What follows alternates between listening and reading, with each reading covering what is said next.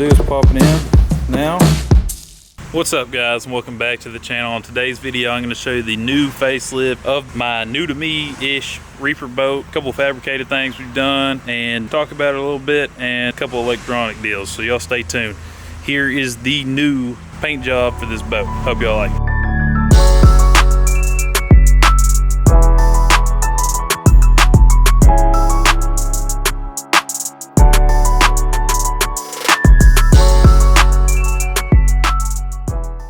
Alright guys, so here it is. This is my 2023 Reaper 553 step transom. So I bought this used from a guy, and we had a couple dents up here. Right here, my buddy Lane Harris at LH Customs. I'll link his page down in the description. He fixed all the dents up here for me. He put me this bull bar on, as well as this trolling motor mount. So yeah, that turned out absolutely awesome. From there, we have the paint job.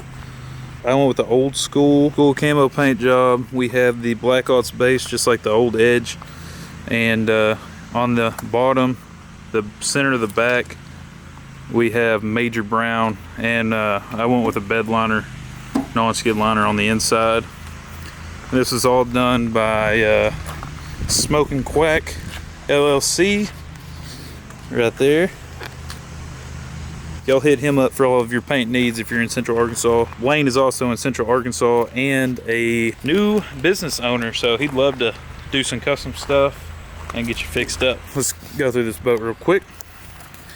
So we have the Major Brown, the old school camo just on the sides, and I did the cowl. For the motor, I left it the same Black Ops base as it was on the Edge. So if you didn't know, I make stickers, and this set I made for this one. We have a black base, copper, and then I kind of reverted it up here, but I don't know if I like that very much, so I'm probably going to change it. From there, I mean, pretty much everything is the same as the last video, but I'll go ahead and go through it again. We are on the super nice Tennessee I-beam custom Reaper. These slide up. We have a Vance kicking jack. We have the Tatsu Mega. I will be having decals for these done soon. And we have the TSR tiller extension. Everybody's been asking about that. I'll link it down below. And we also have the TSR, testing it out on here as well. Billet head. Like I said, we did the camo on the sides, and we also did the non-skid bed liner back here and did it brown, so everything flows super good, especially with that. Yeah, you get the point. First thing I did after I got it back, I put this Mick Tuning switch panel in here. It's just an Amazon special. It's like 115 bucks, and these things are super cool. Everybody is going to this because there's a control box in the deck where all of your wires run to, so you don't have a mess right behind your switches anymore. Just one wire goes to that switch panel to that box, and it easily unplugs and mounts good. I am going to be going back to Vortex Fabrications to do the custom boat decking, CNC'd out, logos and everything in it. We'll also be putting Knoll Industries, all the accessories on here. I'll make a video about that. Then after that, that's pretty much it. Coming up, the Water Cowboys putting on their boat run in Nashville, Tennessee. It is August 10th. I'll throw the banner up right here. Can't exactly remember. It's in Nashville. You ought to come out. Be a good time. That's pretty much it for the update of the boat right now. I know since my last video I said I post a update on that billet head. Haven't got a chance to hardly run it yet. I ran it one time, but I got it out there for about 20 minutes. It started pouring, so I haven't really got to test it. So now I'm gonna go ahead. I got some flush mount LED pods. I'm gonna install them in the back for y'all guys today. A little something, because I ain't got much going on, but hope y'all enjoy this process. Stay tuned.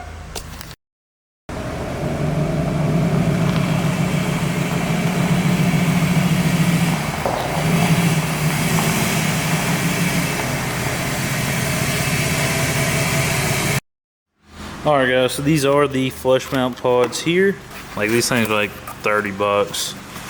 And here they are. I've used these on a lot of stuff. I haven't used this size, but should that be just fine. They look just like the big name brand stuff, probably because it is. But yeah, I'm gonna mount it somewhere over here. Let me figure out where I want to put them, and I'll pick y'all back up. All right, guys, so here's my little cutout hole. So it comes with a gasket here. I just laid it up there like so, trace it out. As long as you go on the inside and then slowly make it bigger, that's what you want to do. You don't want to make it too big, because as you can see, the side on that, there's not much meat. So if you go too big, you can easily make it where there's hole up around on the, you know what I mean. So yeah, so now what we're gonna do is we're gonna drill out each corner with a pretty large drill bit. Pretty much just gonna connect the dots with the air saw.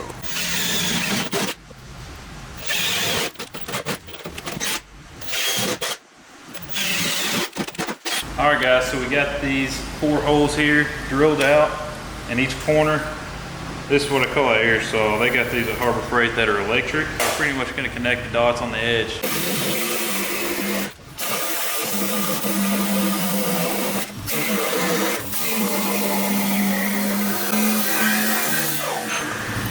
See, look, it's too small, so we're gonna go ahead and make it a little bit bigger.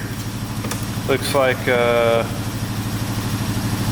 plenty wide enough, I think. So we're gonna go take it down some.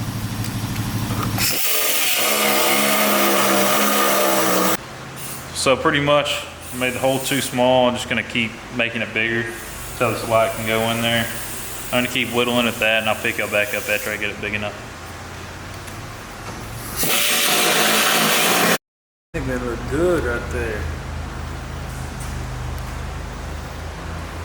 Finally got it in there. So I got everything cut out. This is not the prettiest hole, I know. This one isn't just too terrible, but it's not too pretty either.